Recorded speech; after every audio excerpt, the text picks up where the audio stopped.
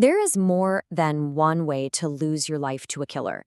You know, those haunting words, they come from Brian Hartnell.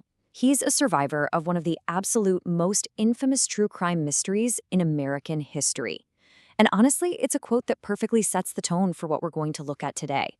Mostly because it just entirely encapsulates the sheer psychological torment that our subject inflicted on people. Okay, let's dive into this explainer. I want you to just imagine someone orchestrating an entire city's nightmares, literally just to see his own name in print. We are looking at the chilling paradox of the Zodiac Killer today. This is the story of a phantom who desperately craved fame and the front page of the newspapers, yet somehow perfectly hid his identity from the entire world. Right? Like, how does someone so desperate to be known remain an absolute ghost for over 50 years? Section 1. The Reign of Terror. To really understand the sheer scale of this mystery, we have to drop right into the dark, remote hills of Northern California in the late 1960s. Picture this. It's December 20th, 1968, a really cold Friday night in Benicia, California. Two teenagers, David Faraday and Betty Lou Jensen, they're parked in a remote area off Lake Herman Road. Within an hour, a stranger walks up and shoots them both. And what was truly terrifying for the investigators here wasn't just the sheer brutality of it. It was the total absence of evidence. I mean, no witnesses, no fingerprints, absolutely zero motive. And this wasn't a one-off thing either. Notice the rapid escalation over just the next 10 months. We go from Lake Herman Road right to the shooting of Michael Mageau and Darlene Ferrin at Blue Rock Springs in July. Then the brutal daylight attack on Brian Hartnell and Cecilia Shepard at Lake Berryessa in September. And finally, the shocking shooting of cab driver Paul Stein in the Presidio Heights neighborhood of San Francisco in October. The killer was striking completely unpredictably across all these multiple environments. Rural, suburban, urban, it didn't matter. But check out the disturbing discrepancy here.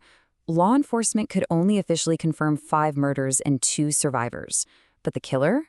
He actively claimed he took the lives of 37 people. This massive gap really cements his penchant for psychological warfare.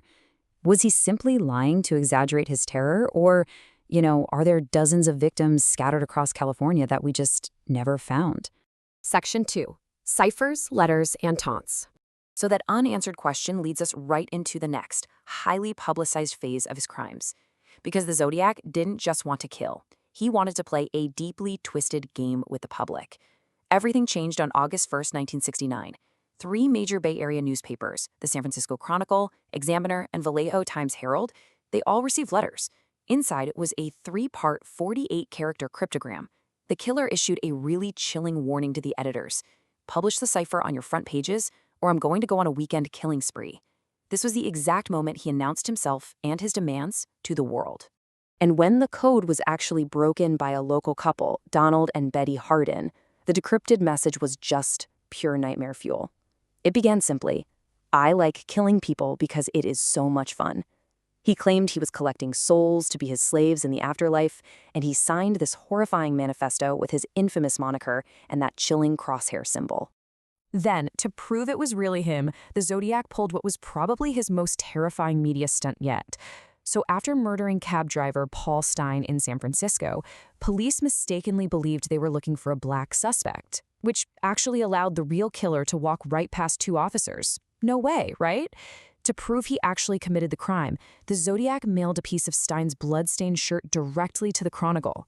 But worse, he included a terrifying threat. He said he was going to attack a school bus full of children. He was effectively turning an entire region's daily life into a state of total panic. Section 3. The Prime Suspects. Over the decades, desperate investigators have looked at over 2,500 possible suspects. Think about that number. Yet 0 convictions were ever made. Let's look at the most prominent names on that exhaustive list, starting with Arthur Lee Allen. He's kind of a mini mystery all on his own, and notably, he's the only suspect the police ever publicly named. The circumstantial evidence here is absolutely wild. He owned a watch with the Zodiac crosshair logo, he used the exact same brand of typewriter as the killer, he told friends he wanted to hunt humans, and he was even identified in a photo lineup by survivor Michael Mageau. But then the hammer dropped. Modern DNA analysis of saliva found on the Zodiac's postage stamps officially excluded him. He passed away in 1992. Then there's Gary Francis Post. He was a suspect championed really heavily back in 2021 by a group called the Casebreakers. They're an independent team of former law enforcement investigators. They pointed out forehead scars on Post that allegedly matched the Zodiac police sketches. They noted his violent history and claimed his boot size perfectly matched footprints left at the crime scenes. However, local law enforcement and the FBI have officially rejected these claims, essentially stating the evidence remains largely circumstantial. Now consider the very compelling case of Paul Doerr. Doerr was a fanzine publisher with a P.O. box in Vallejo, which is the exact town where the very first murders occurred. He was deeply, deeply interested in cryptography, even publishing a Cirth cipher, which is a runic alphabet from Lord of the Rings, just days after the Zodiac mailed his famous, unsolved Z13 cipher. Doerr also wrote extensively about making NFO bombs, an industrial explosive formula matching the exact one the Zodiac threatened to use. He even wrote about ancient cultures collecting slaves for the afterlife. And on top of all that, his own daughter admitted he was a violent and abusive man. Finally, there's Richard Gaikowski. He was a counterculture journalist who worked literally just minutes away from some of the San Francisco murder scenes. Eerily enough, Nancy Slover, the police dispatcher who actually took the Zodiac's taunting phone call, she identified a recording of Gaikowski's voice as being the exact same as the killer's. But he was dismissed by the FBI because he claimed he was out of the country during the first murders. It was an incredibly convenient alibi that he couldn't actually prove because, as he claimed, he supposedly lost his passport. Section 4. Why it remains unsolved. So, the crucial point is, with all these compelling suspects, why didn't anything stick? When you synthesize 50 years of procedural history, it really comes down to 4 primary failures: technology, jurisdiction, the killer's sudden stop, and those unsolved ciphers. Today, we are completely used to seeing true crime shows solve cold cases with DNA in an hour, right? But think about 1969. There were no digital forensics, there was no cell phone tracking, and most importantly, there were no DNA databases. Vital evidence, like the saliva licked onto those postage stamps, just sat uselessly in evidence boxes for decades simply because the science to analyze it didn't even exist yet. Another massive factor was simply human error and fragmented jurisdictions.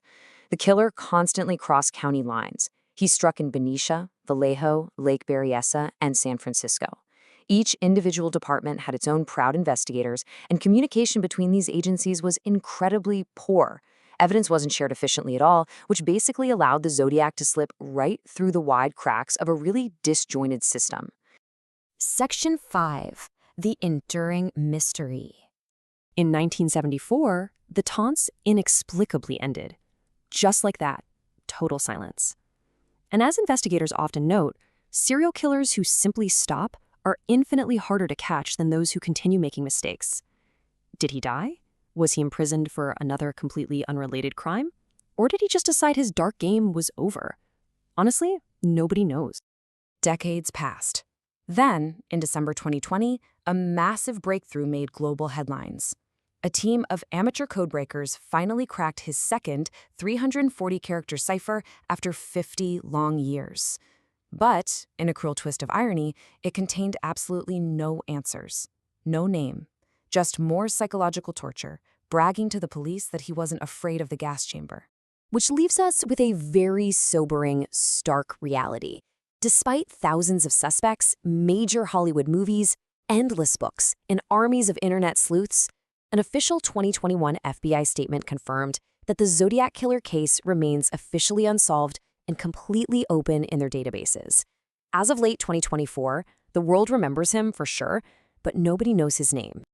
We'll leave you with this final thought. 2 of the killer's ciphers remain completely unsolved to this very day. And in one of them, he explicitly claimed he provided his actual name. So we have to ask, is his true identity still sitting right in front of us, locked away in a 50-year-old cryptogram, just waiting for the exact right person to crack it?